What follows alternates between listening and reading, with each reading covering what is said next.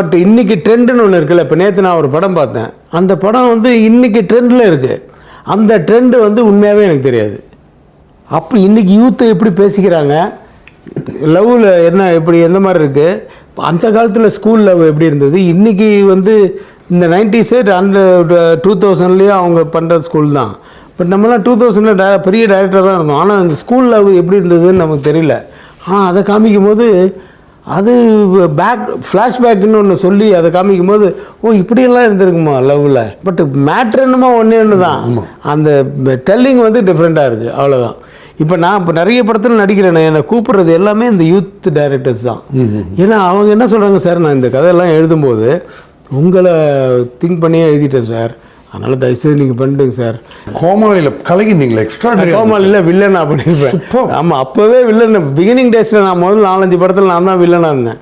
அதுக்கப்புறமா அதை விட்டேன். இப்போ மறுபடியும் அந்த கோமாளியில் வில்லனா சார் நீங்கள் பண்ணால் ரொம்ப நல்லா இருக்குன்னு. பையன் சின்ன பையன் வந்து ஆட் ஃபிலிம்ஸ் எல்லாம் பண்ணியிருக்கு, யார்கிட்டயும் நான் அசிஸ்டண்ட்டாக இல்லை அப்படின்னா எப்படியா படம் பண்ணுவான்னு பார்த்தேன். அவன் தான் பிரதீப் ரங்கநாதன். என்ன ஹார்ட் ஒர்க்கர் அவன் அப்போவே.